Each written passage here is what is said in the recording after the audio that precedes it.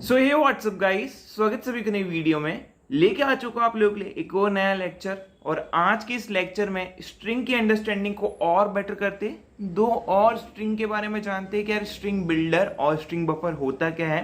Basically इस lecture में आपको पूरा ओवरव्यू दे दूंगा और आपको इन डेप्थ समझ में आ जाएगा कि स्ट्रिंग बिल्डर क्या होता है, स्ट्रिंग क्या होता है, स्ट्रिंग बफर क्या होता है, कौन सी चीज को कब यूज करना चाहिए, क्या किस चीज का एडवांटेज है, क्या किस चीज का डिसएडवांटेज है। ठीक है, तो चलो वीडियो को पूरी देखना। लेक्चर नंबर कौन सा है? लेक्चर नंबर 39 ये होने वाला है। तो L39 के बारे में मैं जो इधर लिख देता हूँ। ठीक है, यहाँ पे मैं जो है एस डॉट बिल्डर लिख रहा हूँ अभी के लिए, आप समझ जाना string builder, and S dot buffer लिख रहा हूँ यानी स्ट्रिंग बफर। ठीक है, अब जब मैंने आपको स्ट्रिंग पढ़ाया था तो मैंने सबसे पहले आपको समझाया था कि स्ट्रिंग के एस हम कैपिटल लिखते हैं। ठीक है, अब ये कैपिटल चीज क्या दर्शाती है कि भैया स्ट्रिंग जो है एक क्लास है। मैंने अपने बहुत प्रीवियस वाले लेक्चर में ये चीज समझा दी थी कि जिस चीज के आगे भी पहला वर्ड कैपिटल आ जाए वो इनडाउटेडली एक क्लास होती है। तो भैया एक चीज तो समझ में आ गई कि हाँ यार स्ट्रिंग जो है एक क्लास है। ठीक है, तो सेम एज आपको विदाउट एनी डाउट जब भी आप स्ट्रिंग बिल्डर बोलोगे, ठीक है, इसका भी स्ट्रिंग बिल्डर बोल दिया मैंने, सपोज ये बोल दिया, ठीक है, या मैंने बोल दिया स्ट्रिंग बफर, ठीक है, तो भैया इनडायरेक्टली बोल देना कि ये भी एक क्लास है, ये भी एक क्लास है, क्योंकि इनके पहले वर्ड भी कैपिटल होने वाले हैं, क्योंकि ये सेम एज स्ट्रिंग होने वाली है। ठीक है, एक टाइप की ये भी स्ट्रिंग ही है, बस थोड़े बहुत एडवांस फीचर है इसलिए इसको इसमें इंट्रोड्यूस कराया गया है। चलो इनके बारे में सबसे पहले तो जो है बोल सकते हैं कि एक आपको प्रॉपर डिस्क्रिप्शन देता हूं कि यार कौन सी चीज कब यूज करनी चाहिए और इन तीनों के बीच में डिफरेंस क्या है। मोस्टली इससे आपको सारी चीजें क्लियर हो जाएगी। ठीक है, तो अभी आपको डिफरेंस में समझा देता हूं। तो ये मैं डिफरेंस लिख दिया। ठीक है, अब आपको पूरा डिफरेंस में इन डेप्थ समझा देता हूं। ठीक है,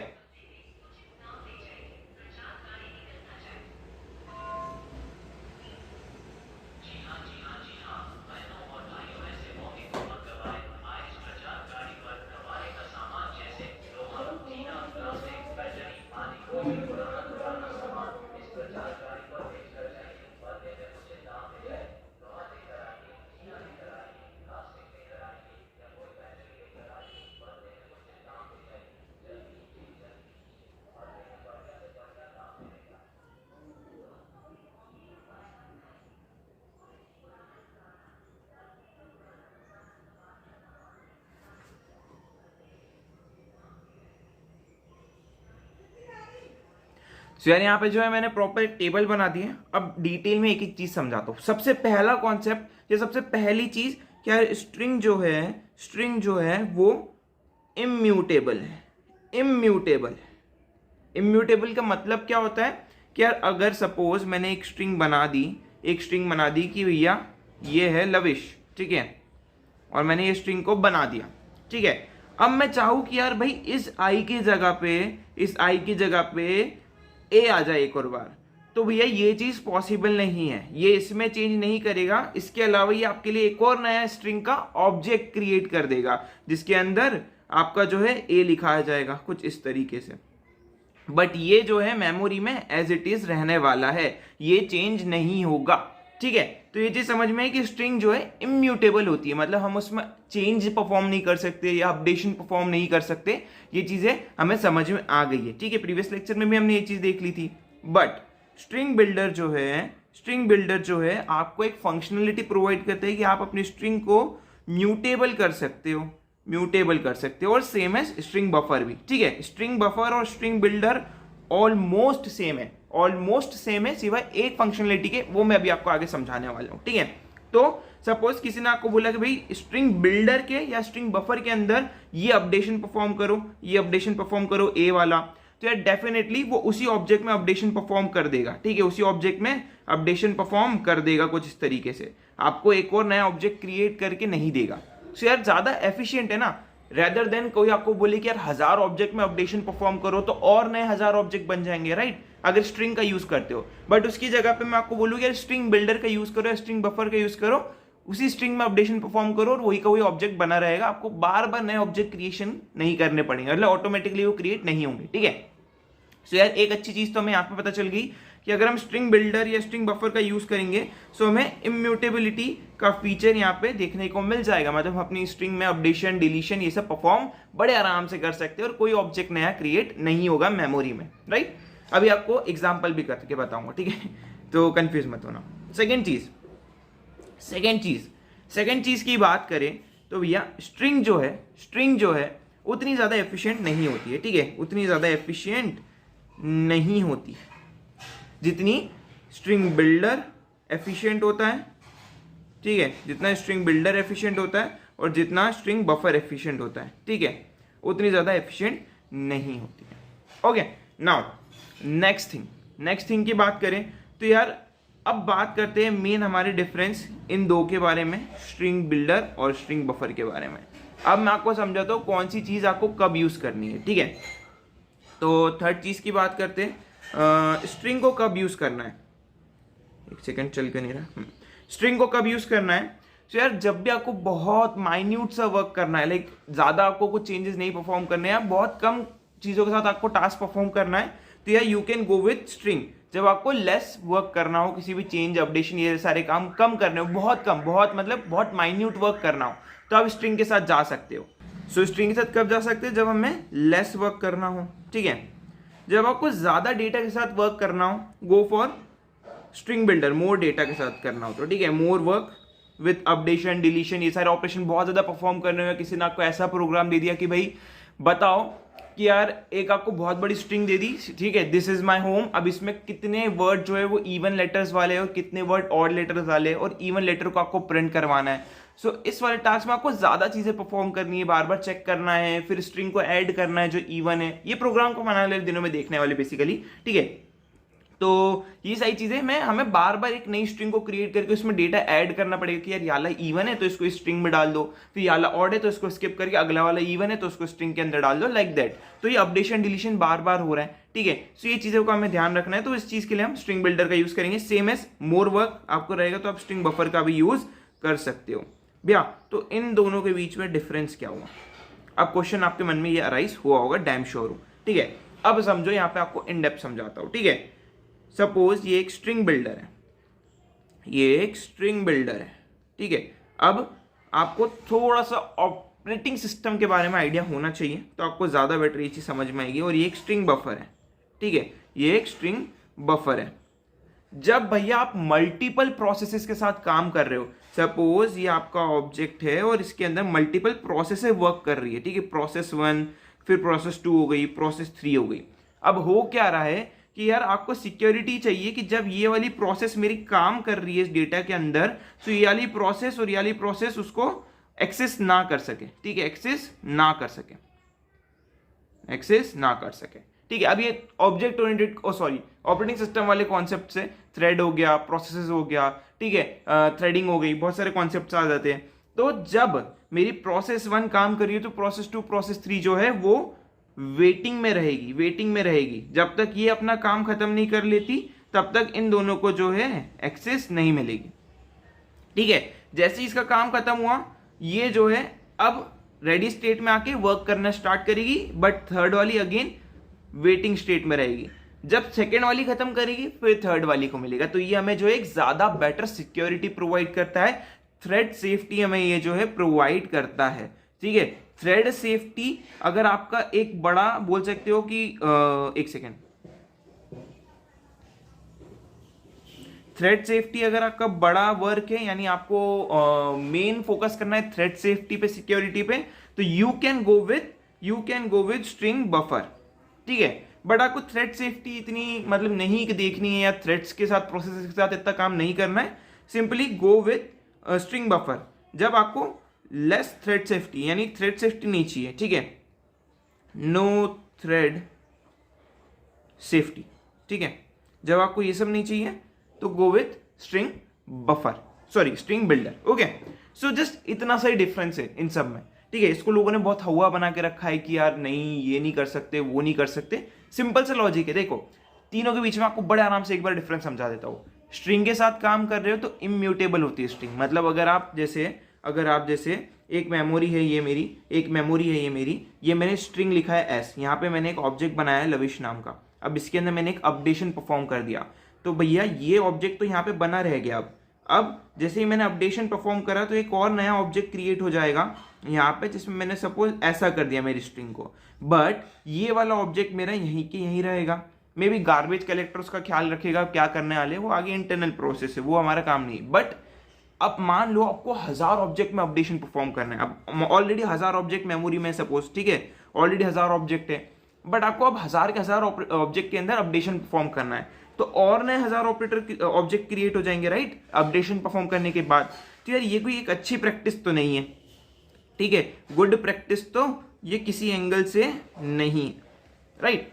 सो यार अगर आपको लेस चीजों में वर्क करना है, लेस अपडेशन परफॉर्म करना है, go with string, no issue, go with string, बनने दो ऑब्जेक्ट बट कम, ठीक है। बट अगर आपको बोल दिया कि यार एक बहुत बड़ा पैराग्राफ है जिसमें आपको बार बार अपडेशन परफॉर्म करना है या आपको बार बार चेकिंग करके स्ट्रिंग को नई स्ट्रिंग में ऐड करवाना है, सो यार उस केस में आपको जो है स्ट्रिंग बफर के साथ या स्ट्रिंग बिल्डर के साथ जाना है। स्ट्रिंग बिल्डर और एस डॉट बफ लिख देता हूँ तो स्ट्रिंग बफर समझ जाओगे, ठीक है। अब यहाँ पे लविश है, यहाँ पे मैंने जो है एक अपडेशन परफॉर्म करना, मेरे को उसको लवी करना है वापस से, तो मैं सिंपली इन दोनों को हटा दूंगा और वापस से स्ट्रिंग को वैसा के वैसे रखूंगा, कोई भी नया ऑब्जेक्ट क्रिएट नहीं होगा क्योंकि हमें म्यूटेबिलिटी प्रोवाइड करता है। सेम एज इसमें भी यही चीज होगी, ठीक है। अपडेशन परफॉर्म हुआ, ये दोनों हट जाएंगे, ऐसा बन जाएगा, कोई नया ऑब्जेक्ट क्रिएट नहीं होगा। पहली लाइन बहुत अच्छे से क्लियर हुई होगी, ठीक है। सेकेंड पॉइंट, जैसा मैंने बोला कि लेस एफिशिएंट होता है। क्यों लेस एफिशिएंट होता है यार, बार बार हमारे ऑब्जेक्ट क्रिएट हो रहे हैं, बार बार हमारी चीजें क्रिएट हो रही है, तो मेमोरी एफिशिएंट नहीं है यार, ठीक है। बेसिकली ये मेमोरी एफिशिएंट नहीं है, बट ये मेमोरी एफिशिएंट है क्योंकि हम अपडेशन डिलीशन और बहुत सारे ऑपरेशन परफॉर्म कर पा रहे with the help of string builder. Same as ये भी मेमोरी एफिशिएंट होता है, ठीक है, ये भी मेमोरी एफिशिएंट होता है। तो इतना क्लियर हुआ, इतना आपका क्लियर हुआ, ठीक है। थर्ड पॉइंट, जब मैंने बोला लेस वर्क है, लेस अपडेशन है, go with string, otherwise go with string builder and string buffer. Last, अगर आपको थ्रेड सेफ्टी नहीं चाहिए, गो विद स्ट्रिंग बिल्डर। अगर आपको थ्रेड सेफ्टी चाहिए, मोर प्रोसेसेस के साथ आपको काम करना है, सिक्योरिटी पर्पस आपका मेन कंसर्न है, गो विद स्ट्रिंग बफर। ये आपको मेनली जॉब्स में काम आने वाले हैं, ठीक है। अभी इतना काम नहीं आएगा, हम अभी अपनी प्रोग्रामिंग में अब से इसका ज्यादा यूज करेंगे, इसका थोड़ा सा लेस यूज करने वाले हैं, ठीक है। मे भी करेंगे, ऐसा नहीं इसको करना छोड़ देंगे, करेंगे, बट हाँ स्ट्रिंग बिल्डर पे हमारा मेन फोकस रहने वाला है। बात कर लेते हैं यार इनके सिंटेक्स की, कि इनका सिंटेक्स कैसे बनता है। तो सिंपली जब भी आपको स्ट्रिंग बिल्डर या स्ट्रिंग बफर के साथ काम करना है, आपको इंपोर्ट करना पड़ेगा, इंपोर्ट जावा डॉट यूटिल नहीं जावा डॉट लैंग पैकेज को, और उसके बाद आप स्टार लगा सकते हो, तो इससे तो सारी फाइल्स इंपोर्ट हो जाएगी। बट अगर हमें स्पेसिफिक फाइल के साथ काम करना है तो import Java dot lang dot string builder, है ना, स्ट्रिंग बिल्डर, या आप ऐसा लिख सकते हो स्ट्रिंग बफर, ठीक है। बिल्कुल स्पेस नहीं इन दोनों के बीच में, चिपके हुए, एस कैपिटल बी कैपिटल, ठीक है। इतना क्लियर हुआ।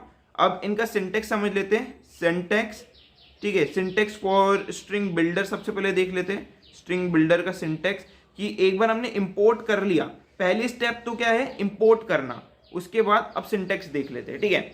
दूसरी स्टेप क्या होगी, आपको क्लास क्रिएट करनी है और उसका ऑब्जेक्ट क्रिएट करना है। हमने स्कैनर मेथड पढ़ी थी कि स्कैनर का जब भी हम यूज करना चाहते तो हम क्या करते हैं, स्कैनर क्लास लिखते हैं। तो इस बार हम कौन सी क्लास यूज कर रहे हैं, क्या इंपोर्ट कर रहे हैं, स्ट्रिंग बिल्डर या स्ट्रिंग बफर, नो वरीज, ठीक है, कुछ भी आप हम इंपोर्ट कर रहे हैं। तो सबसे पहली चीज तो स्ट्रिंग बिल्डर, क्लास का नाम, ठीक है, स्ट्रिंग बिल्डर।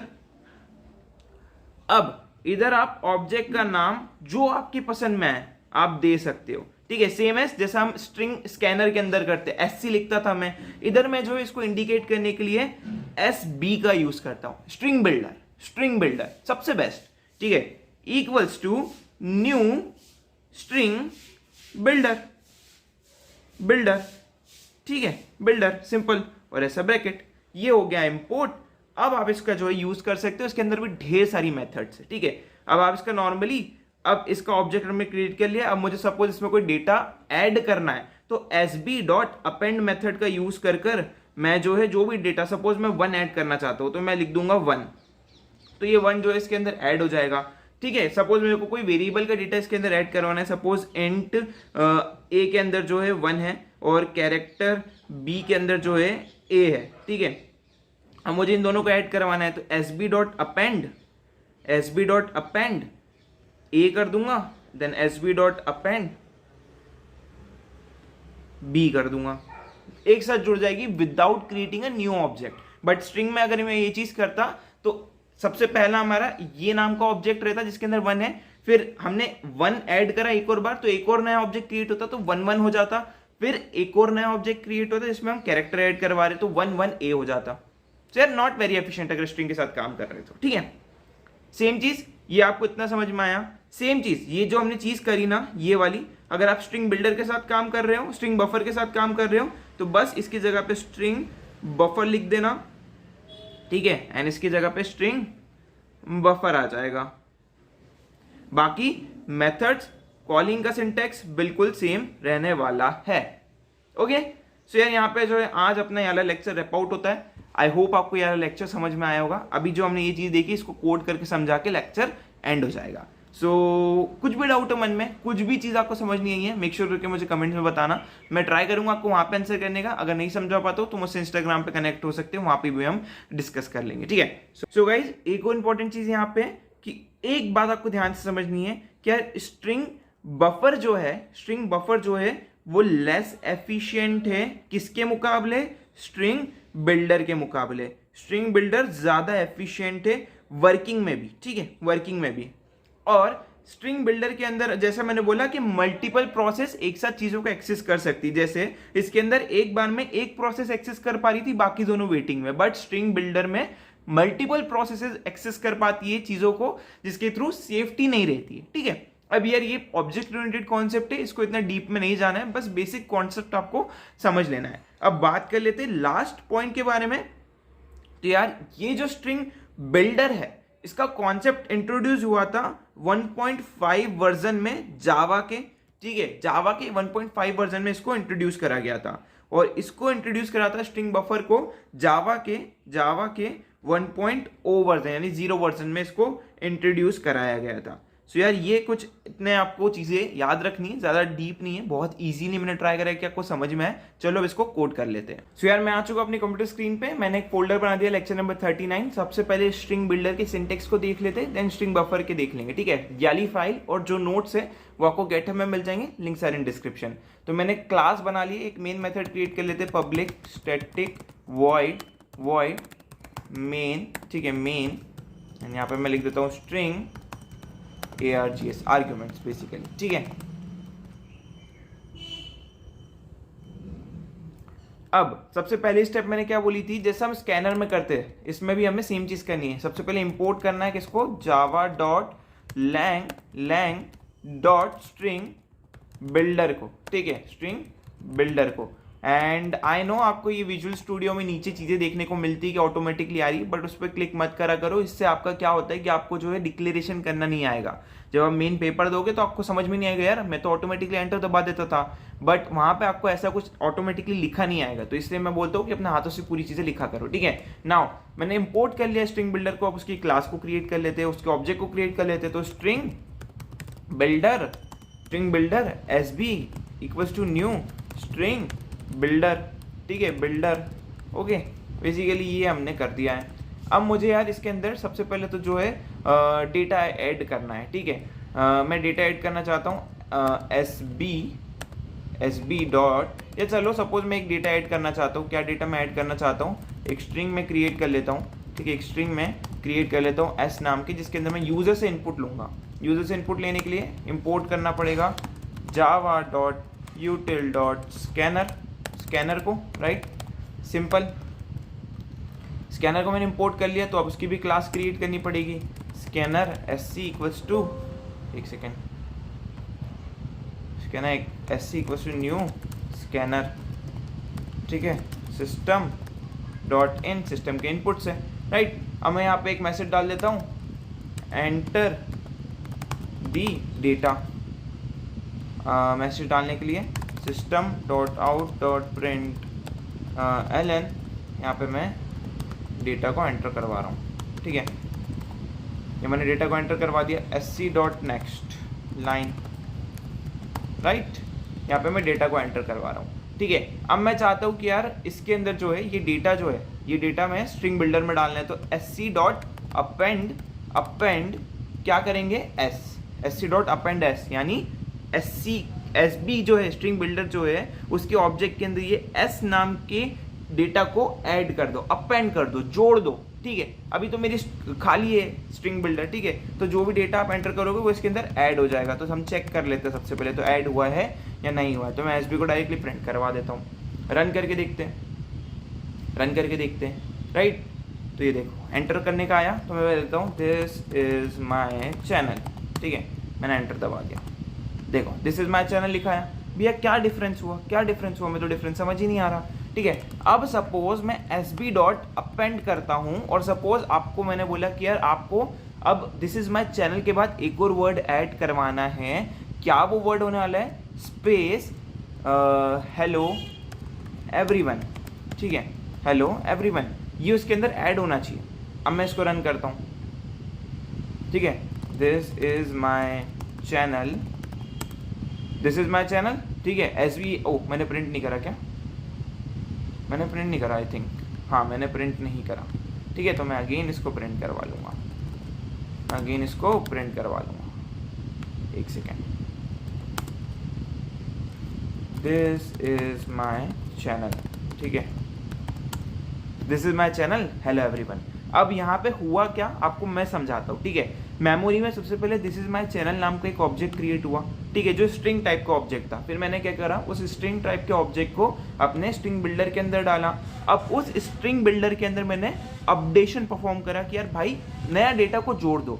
तो हुआ क्या, कोई और नया ऑब्जेक्ट क्रिएट नहीं हुआ है, ये वही स्ट्रिंग बिल्डर वाले ऑब्जेक्ट के अंदर अपडेशन परफॉर्म हो गया और हमारा जो अलग सा ऑब्जेक्ट हर बार क्रिएट हो जाता था और वो पहले वाला वैसे का वैसे ही रहता था, वो इस बार इस केस में नहीं हुआ है। अब मैं आपको वो मेमोरी में कैसे हो रहा है वो तो प्रूव नहीं कर सकता, बट मैंने आपको अपनी नोट्स पे समझाया था कि कैसे दिखेगा अगर मेमोरी के फॉर्म में हम उसको देखें तो, ठीक है। सो यार इतना क्लियर हुआ, आई होप आपको स्ट्रिंग बिल्डर का सिंटेक्स समझ में आया है, चीज़ें कैसे उसके अंदर जोड़ते वो समझ में आया। भैया एक चीज़ समझ में नहीं आ रही, अगर मुझे ऑपरेशन परफॉर्म करना है, देखो सिंपल सी चीज़ है, आपको अगर कोई भी कोडिंग क्वेश्चन दिया रहेगा ना तो उसमें आपको मोस्टली स्ट्रिंग दिया रहेगा। हम स्ट्रिंग बिल्डर को कब यूज़ करेंगे, जब हम अपडेशन परफॉर्म करते हैं और डेटा वापस उसके अंदर डालते हैं, स्ट्रिंग बिल्डर का मोस्टली वहाँ पर यूज़ करने वाले। बाकी मोस्टली ऑपरेशन तो आपका स्ट्रिंग पे परफॉर्म होने वाला है, बट जो आखिरी में हमें स्ट्रिंग मिलती थी जिसको हम वापस से स्ट्रिंग में स्टोर करवाते थे, उसको अब स्ट्रिंग में ना स्टोर करवाते हुए स्ट्रिंग बिल्डर में हम यूज़ करने वाले, ठीक है। तो बेफालतू के ऑब्जेक्ट्स क्रिएट नहीं होंगे। सेम एज अब स्ट्रिंग बफर की भी एक मैं क्लास बना लेता हूँ, एक फाइल बना लेता हूँ, तो एक नई फाइल में पेस्ट करता हूँ, सेम कोड को सेव कर देता हूँ एंड यहाँ पे आ जाएगा स्ट्रिंग बफर, ठीक है, बफर एंड इंट्रो, मैं देने वाला हूँ इसको नाम .java, ठीक है। ये मैंने बना दी एक नई फाइल सिंपली। यहाँ पे स्ट्रिंग बिल्डर की जगह पे जो है मैं स्ट्रिंग बिल्डर की जगह पे जो है मैं इसको कर दूंगा स्ट्रिंग बफर, ठीक है, स्ट्रिंग बफर मैं कर दूंगा, ये मैंने बफर कर दिया और यहाँ पे मैं इसको भी बफर करने वाला हूँ, ठीक है, राइट। तो कुछ इस तरीके से वर्क करने वाला है सिंपली, कुछ भी चेंज नहीं है, मैं आपको आपके सामने ये चीज़ करके दिखा रहा हूँ, देखो सारी चीज़ें ऑलमोस्ट सेम है। तो यहाँ पे मैं बफर कर दूंगा, ठीक है, बस ऑब्जेक्ट वैसे का वैसे रहने वाला है, चीज़ें वैसी की वैसी ही रहने वाली है, आप परफॉर्म करके देख लो। देखो मैं रन करके दिखाता हूँ आपको, ऑलमोस्ट दोनों चीज़ें एक साथ वर्क करेगी, बट वो ये थ्रेड सेफ्टी जो मैंने आपको समझाया था वो आपको इस स्ट्रिंग बफर के अंदर मिलने वाली है, ठीक है। दिस इज गुड डे, ठीक है, this is good day, this is good day hello everyone, ठीक है। चीज़ें बिल्कुल सेम है, कुछ भी डिफरेंट नहीं, आपको समझ भी नहीं आ रहा होगा क्या चल रहा है भाई, क्या फ़ायदे इसके, बट इंटरनली जो उसके फ़ायदे वो मैं अब आपको शो नहीं कर सकता, मैंने आपको नोट्स पे समझाया, ठीक है। सो आई होप आपकी अंडरस्टैंडिंग बेटर हुई होगी, चीज़ें बेटर हुई होगी, चीज़ें कैसे डिक्लेयर करना है वो बेटर हुई होगी। So see you in next video, till then take care, good bye.